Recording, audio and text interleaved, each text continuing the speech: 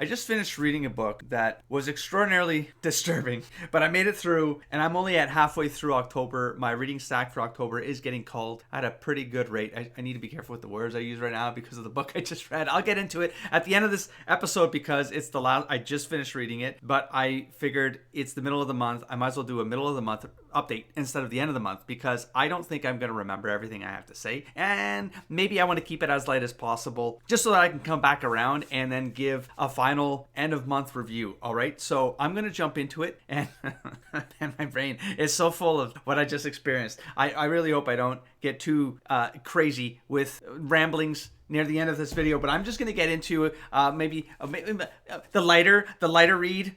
This wasn't the lightest read of October so far, but it was the first book I read as soon as we crept into the month of October, Spooktober. I didn't anticipate reading horror, you know what I'm saying? But I mean, we got a dystopian, and I will say pleasantly surprised by the effectiveness of The Hunger Games and Suzanne Collins' writing. I did not expect to like this book as much as I like it.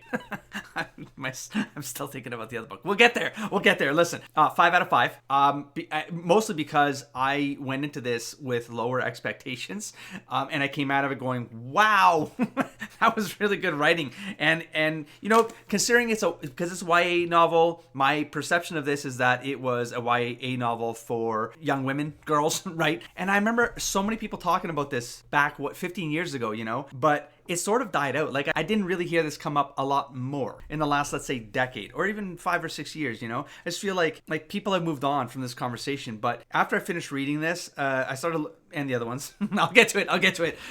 But I looked into it, and it's like, no, this is still on top lists. Like, people still talk about this very, very highly. And there was a moment in this particular book. I recall it being somewhere in late Act 2, so the second half of the book, like somewhere in the third quarter.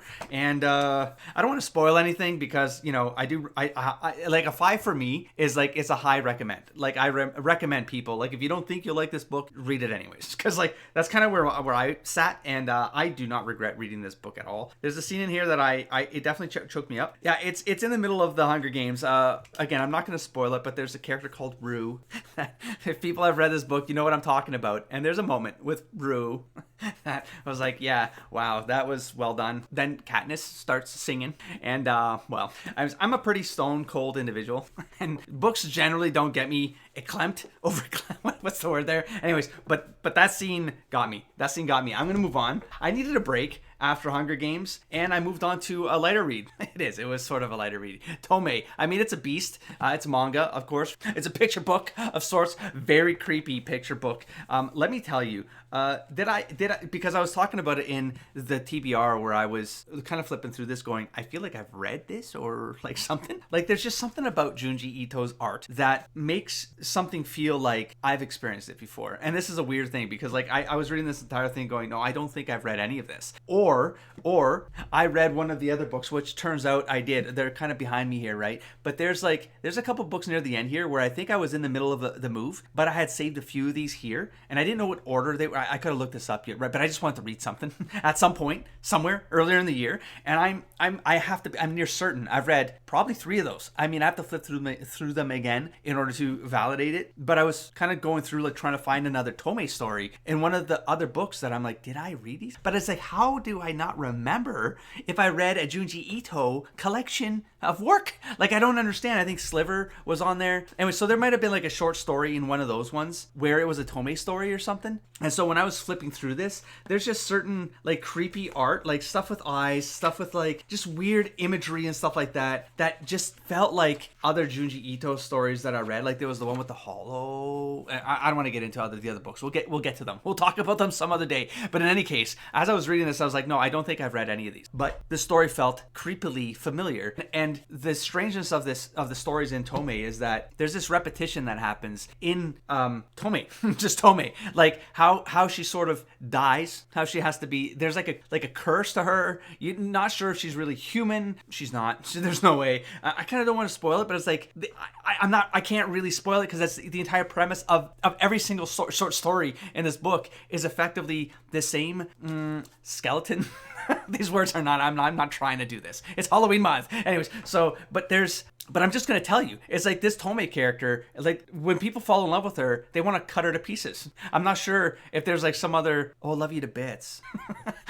I mean, string of words, maybe stream of consciousness. Anyways, so maybe there's like some sort of wordplay thing going on here, but I mean, I'm kind of tapping into English stream of conscious words, connections, double meanings, entendres and stuff like that. I'm not sure if that's going on with the Japanese language, but it's like I didn't spoil anything because you're going to get that in the first story and then you're going to get it in about 30 other stories after that. It's the same sort of premise, but then you're kind of pulled in to the Tomie stories trying to find out how does this go wrong or what's the twist. And at one point, like maybe halfway through this, I'm like, this has got to be repetitive. Like this is going to get repetitive, and it never does. And so I believe I gave this. Let me look at my notes. Did I write it down? I did not because I'm a dumbass. I put them somewhere in some notes. Anyways, I think it's a 4 out of 5 is what I gave it. Why not a 5 out of 5? Because. Why was this not a 5? I mean, because is it highly recommended? I wouldn't say, because a 5 for me is like a really special place. I don't want to just be handing these things out. You know what I'm saying? So like a 4 out of 5 is still like, yeah, I mean, read it. Check it out. If you're curious about what this is all about, check it out. I mean, you can't go wrong. Not really fast to read, but you sort of pick one up, you read one, you put it down, and you're like, oh, that's how they got her this time, or that's how she got them, or man, anyways, you can't really spoil something like this. It's an experience, is how I would put Tomie. And maybe it didn't get a 5 because of that repetition angle, which I thought was, it's like it's so simple, and the fact that you can create this many stories with that simple premise in a different way, that's crazy. That's crazy to me. Yeah, that's all I'm going to say about Junji Ito. Let's move on. I needed another break, and so I went to something lighter. Now, this one was sort of a lighter read, and I'm just going to start off by saying I did give this a 4. I would have given it a 3 out of 5. But then there were parts of this that I was like, I really enjoyed that. I was like, it was a lot of fun. So it didn't get a 5 out of 5 because there were some slower parts where I just felt like maybe we didn't need as many of the slow parts. And then when things were actually going crazy, we're going down, it's like those sort of ripped by. And so having just read Suzanne Collins' Hunger Game, I kind of got into this pace of writing, which is, YA audience. It clips along, you know what I mean? And so I feel like there's a bit of that going on here, but it's not really YA. But when there's action scenes, it feels like YA reading. That's kind of the best way I can explain it. So 3 out of 5 for the parts where I was like, I don't know why this is valuable to the story. Sometimes there'd be a little nugget in there, which would be important, but I didn't feel like that was always the case. It felt like it was more, there were parts of the story that were trying to like weave in the history of America, history of Abraham Lincoln, and like the real stuff, I didn't say the author, but Seth Grahame Smith had to weave in parts of the vampire part of this, right? The axe wielder, Lincoln. And I thought that it was clever. I enjoyed it. I really enjoyed it. I want to watch the movie now. That's kind of, I remember seeing the trailers going, that this is kind of crazy. It feels a little bit like, I feel like there was like rapid edits and high cuts. Like, and I was like, I don't know if I really enjoy that. I think it might be fun, but I don't want to go out of my way to watch the movie. After reading this book, I would probably watch the movie. I think it would be enjoyable. I mean, Poe pops up in this, one of my favorite people of all time, Edgar Allan Poe. And it's like, and maybe that's like the thing is like, there's like these little moments where he runs into this dude and there's like a cool little exchange there about death and stuff like that. And it's like Poe is kind of like not addicted to death, but like he perceives death in a whole different way. And there's just a nice little, like a strange mirror parallel kind of idea going on there, philosophical kind of just stuff thinking. But I'm not really explaining myself correctly there. In any case, Abraham Lincoln is like, hate all vampires, kill all vampires, but then, and that's a bit of a spoiler, so I want to be careful there. But there's a little bit of a rigmarole. There's a little bit of a, not twisty twist, but kind of a twist, but it happens early with vampires and Abe. But yeah.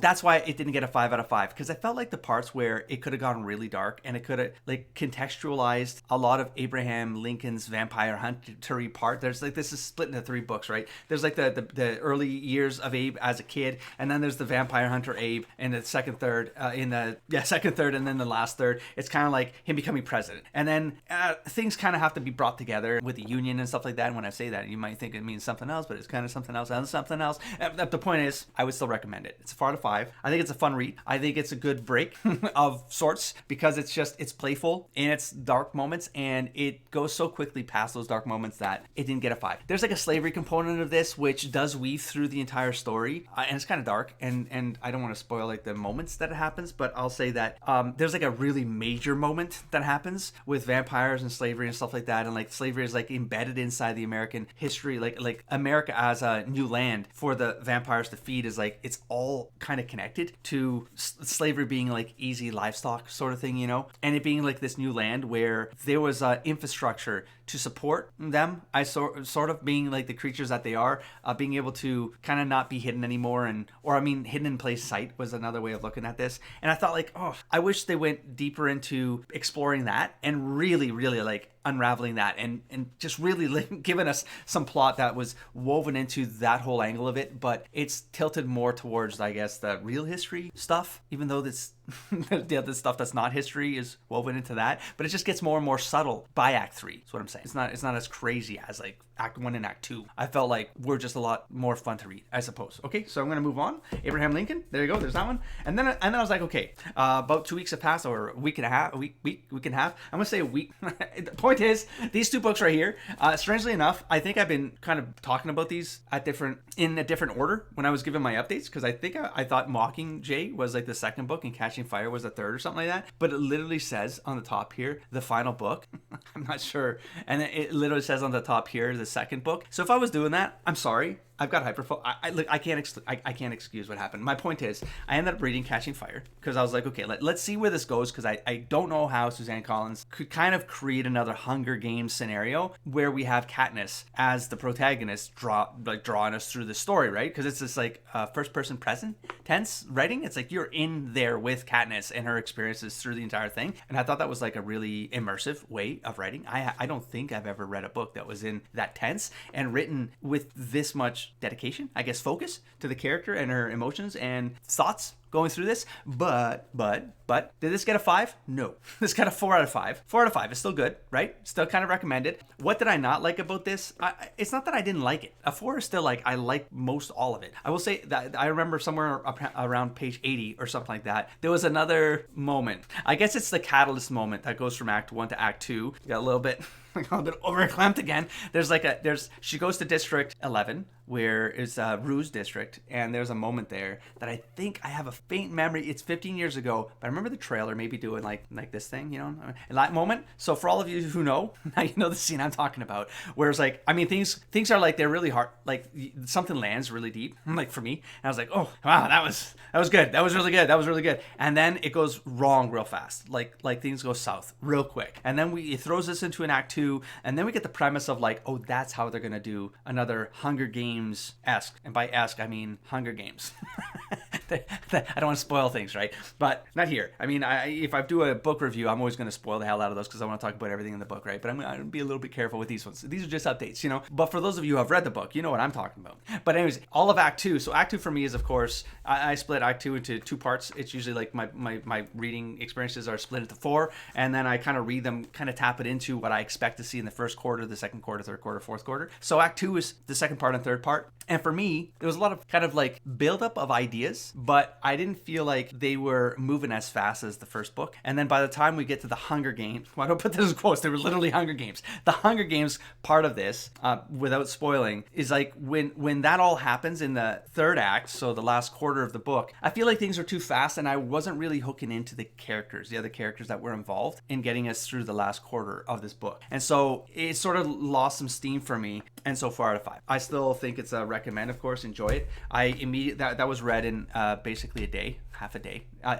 This was read in half a day. So then I woke up the next morning and I jumped into Mockingjay right away because I was like, how do you do a third book? At this point, I don't understand. How do you make the Hunger Games of this one? That one is kind of in quotes. I don't want to spoil it. But again, this is a scenario where it's like, imagine every escalation possible. She becomes this like girl on fire. She becomes kind of an icon for revolution or rebellion against the Capitol. And that's pretty much the high level premise, right? And then this is effectively where do you take that and how do you then resolve it? This is a 3 out of 5 for me. This started to fall off pretty fast for me. I wasn't really hooking into a lot of the motivations, and here's the thing. I understand how the characters' psychology, the psyche breakdown of the characters, they really start breaking down here. And we got to imagine this like as children going through these Hunger Games, they got to kill people, they see people die, they got to, you know what I mean? And so that's going to have an effect on them. And so from that perspective, it's actually really well done. Because I mean, you're in the mind of Katniss and she is unraveling, okay? Even though she has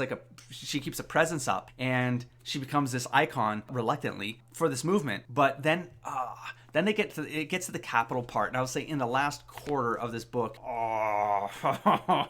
It really falls apart for me. I really don't enjoy how this book ends, and therefore how the trilogy ends. And it's not because I was like vying for one character over another, things to go a way that I would have preferred. No, it's exactly like this didn't go the way I preferred, and this becomes a very strong subjective bias not because of what the story did, but what the storytelling did. And I want to caveat this because like when I read stuff and I absorb stories, I have a sort of cadence that I expect out of the storytelling. And I got to the last quarter of this book, even the end of the act 2 of this book, where they're in a troop and they're kind of breaking into the Capitol, but then people just start falling off, right? They just like, and the way that they fall off, I'm just like, wait, what just happened? Like I'm like, I have to read things a couple times. I'm like, no. Like, I don't understand. Like, what do you mean? Like, and so is it realistic? I mean, yeah, but it's not good for storytelling. And that's kind of where I sat on this one. And then by the time it's like the whole event happens, and then I'm not spoiling the end, but there's a moment in the end where when it happens, it's like in a paragraph. And I was like, well, you just spent 3 novels talking about like building this, like this thing of this relationship thing, connection thing. And you're going to, in one paragraph, I don't want to spoil it, but if you know, you know. And it's just one of those, like, that has to be a dream. Like, I was like, this is a nightmare. She's going to snap out of it. There's some drugs going through her system or some crap. Like, this will all make sense. No, it didn't for me. I mean, it did, but because it didn't. From a storytelling perspective, 3 out of 5. I feel like the series for me would have been more effective if 3/4 into the book, the second half of Act 2, right? If they spent more time on that, so that the troop itself had the same sort of time spent on them. It was like we actually bonded with some of them, and the secondary characters and side characters even, that they had some more substance to them, so that when you took characters away from us, that there was more of an impact. And I felt zero impact with anything that ended up happening in the last quarter of the book after, because I was like, it's not, anyways, I wasn't, the storytelling broke down for me. That's all I have to say. And this is the book I just finished reading.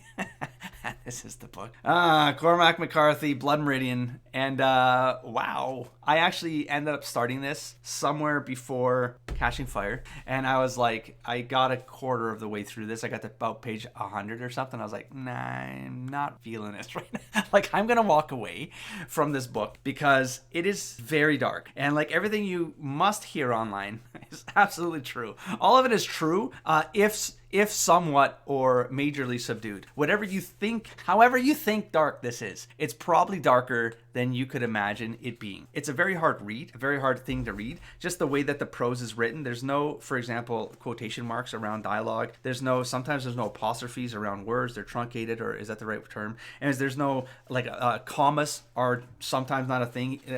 Cormac will replace commas with and it'll just and there's a very kind of lyrical way that all of that sounds, because it's these dense paragraphs of just stuff, and you're like, and then it's an and you're like, oh, I haven't breathed. So anyways, so after 80 pages of that though, and just how dark, and we're not even at the dark, dark. They're like, this gets, in Act 2, this gets very dark. But still, you kind of get the notion of like, if this is in Act 1, I can only imagine where this is going to go in Act 2. I need a break. And so I took about a week and a bit off of this. I couldn't do it. Then I started reading it yesterday, and I got pretty much like the Act 2 part was pretty much grinded through. It was right before sleep, and I probably shouldn't have done that. There were some very hard scenes to take in. I will tell you, somewhere in Act 2, I eventually found an audiobook of this, and I had to do a hybrid kind of experience of this. I really needed to, like, because I needed to hear the reading of it to get the story part of it. But my strong recommendation is, for people out there, listen very carefully here.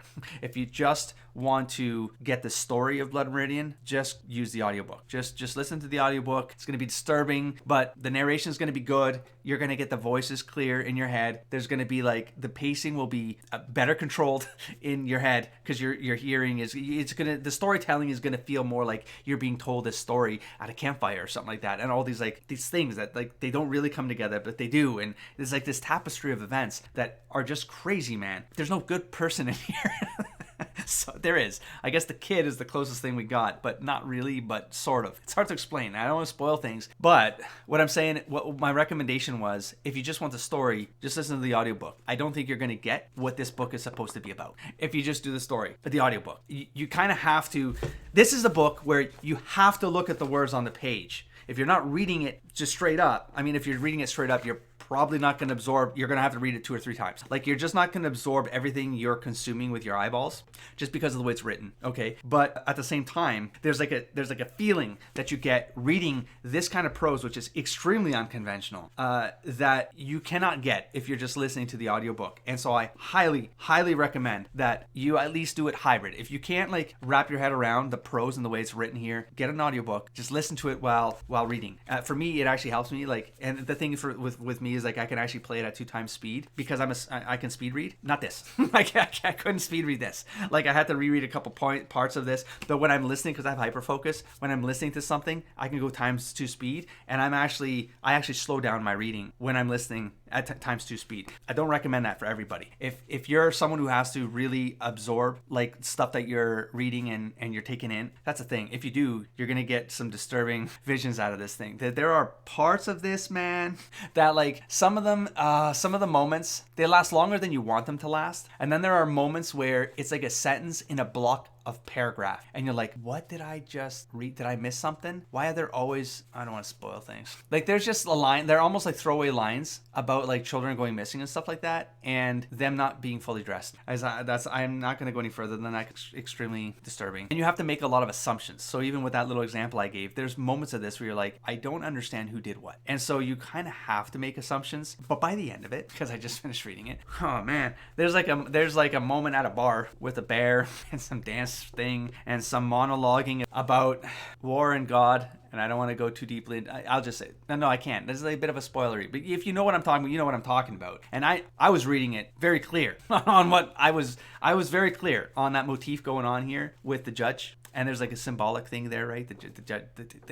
Listen, you got to read this, and there's like a symbolic through line here that if you hook into the judge and what the judge believes, and like when he references the priest as the ex-priest, and there was one line really early on, and it stuck with me, something about the very opening. It's literally the first chapter. There's an event with the judge and the priest giving a sermon that just goes sloppy real fast, and then you're like, I don't understand, but okay, let's keep going. And then there was a line between the I think it was the ex-priest, Tobin, was that his name? And then he's reading the Bible or quoting the Bible to the kid, maybe. I mean, this was a week and a half ago memory, right? But it was the first time I heard the judge then say words on a page are lies. I mean, I'm not quoting it correctly because I'm going off memory here, but when he said that, I was like, that's an interesting concept, because basically anything that's written can be a lie. So it's more like, well, then what about when anything that you're told? Because anything that you tell as a story can also be a lie. Like, how do you then prove what's not a lie? It's acting and having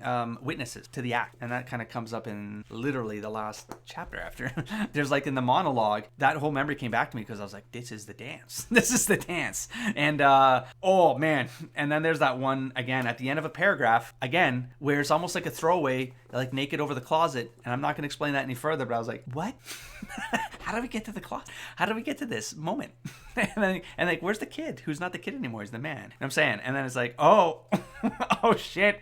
Oh geez. And then all the flashbacks of those throwaway lines about the children after events. And I'm leaving it at that. This is not a review. This is just me feeling on about Blood and Meridian. This is the kind of I could probably rant about that one for an hour. There's a lot of this. There's a lot of what happened in here that I probably definitely do a deep dive on, but I wouldn't want. So what's my verdict here?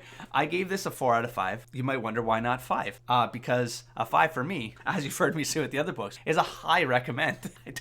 I don't recommend this to everybody. This is not for everyone to read. I don't know how bluntly I can put this. Some people who think themselves well read will not make it through this book. People who have weak stomachs will not make it through this book. People who will get stuck on the prose will not make it through this book. It might sound pretentious for me to say something like this. I don't think I'm well read or highbrow reader. Like, I know I've got a bunch of gaming books behind me right here. Do you see them? I read fantasy and sci-fi and books set in gaming worlds. Okay, but I did take English and literary like criticism and stuff like that. So it's part of my education to read deeply into things and be open-minded to reading things that are outside of my comfort zone. But this is not for everybody. And so I can't give it a 5 for that reason. I give it a 4 because it really made me think in a different way that no book for a long time has had me do. I'd have to go through some of my old, like, again, English, maybe university books, like some of those novels, like they push you to read weirder kind of ways of presenting literature or ideas, and maybe I can find something in there, you know? But it's not this.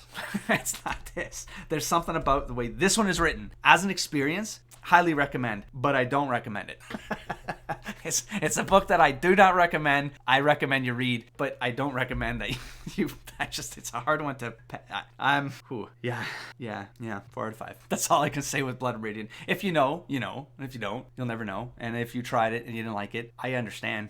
I understand if there are 1 out of 5-star reviews out of there. I absolutely understand. I also understand if there are 5 out of 5s, like people will measure it differently, like that kind of grading system. I wouldn't give it, I don't think this is the kind of book that really sits at a 3. Like, you're either a 1, a 2, or a 4 or 5. I don't think there's like a middle ground. Do not be the kid, is what I'm saying. Is that too much? Anyways, that's a wrap. I was going to make an update video here. That went longer than I thought. But listen, this would have been all at like the end of the month. I wouldn't have been this flared up about like a lot of this. These 3 books, this was all written within, this was all read within less than a week, in like 5 days. I got through all these. I kind of ripped through the last chunk. Anyways, and so I thought maybe as an update video, I would talk about this plus other stuff I've been doing on the side. Like, I read Attack on Titan Volume 2. That video came online. I just finished recording Attack on Titan Volume 3 over the weekend, but because I record on my phone, the videos don't transfer to Google Photos, and for like days. I've got a crappy internet, etc., and then it takes me like 3 to 5 days before I can get all the videos edited together into something. And so that's kind of disturbing me. If I record to a camera like this, I can just bam. So like, as soon as I'm done this, I just start editing. We can be done with our day, you know? But for the Attack on Titan ones, it's taking me long, and if I have to get through so many of them, I don't know how to make that go faster. But I enjoyed going through Attack on Titans Volume 3, so I'm all caught up again, and we're going to be entering the blind zone. But I'm still experimenting with how I want to approach it. So if I record to a camera like this, maybe I'll do a chapter at a time, but I'll be sitting here so that I can record to a camera and a mic that it just makes it easier for me to produce. And I'll do them in piecemeal. So I'm not just sitting here for 2 hours, because it's going to take me more than an hour to read something for the first time and comment versus reading something that I still have memories of, right? So there's that. I took last week off, which is why I got through these books. And I didn't have a full-time job at the same time. I really want to take advantage of getting as much reading in as possible, though, because I got a lot. I got a big stack, and I have a kind of goal for myself to read at least to 50 books before the year's out, and I kind of only started in September.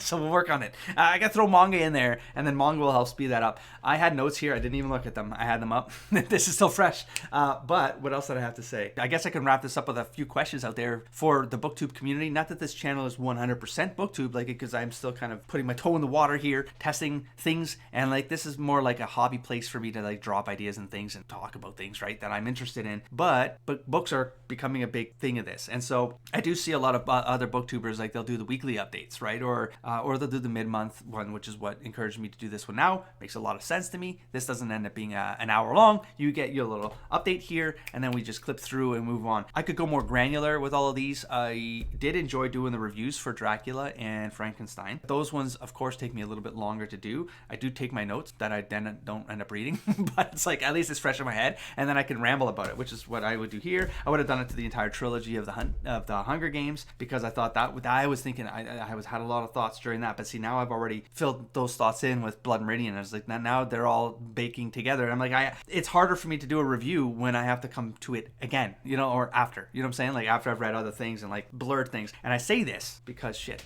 I got one more, hold on. You see, because I couldn't help myself, I got into, I started to write again during the time off, and I really wanted to explore my style. And how do you do that? I mean, recommend this to anybody who wants to write, is you have to read more, and that's what I've been doing. What's the author that keeps coming up in terms of someone who's like blowing up on the scene and like really making a mark on the way that they write and the way that they write character first narratives, that they do have like a lighter language around the way that they tell their story? Well, I ended up cracking into Mistborn, and in one sitting session I read 84 pages of Mistborn. I got to the scene in here where it's like the Ocean's 11 scene, you know, where they're all in the that kind of hideout, and they're introducing all of the characters that are going to be part of the heist. And man, that was exciting. It was super exciting. It's very dense. It's very dense. The book itself is over 600 pages, but I mean, the words on the page stretch right to the, like, there's barely any gutters on these damn pages, and I felt like I was taking forever to get through these books, but at the same time, in one session, I got to chapter 5, right? So that's crazy. So Mistborn, not planned for October, but I wanted to kind of experience the Brandon Sanderson writing style to see what it was that I was maybe like chasing to some degree. I want to feel inspired and influenced by other storytellers that write in a way that might be compelling to me to investigate and learn more about. So that was the stack for 15 days of October. I mean, what's her name? Pirate Abba writes a lot.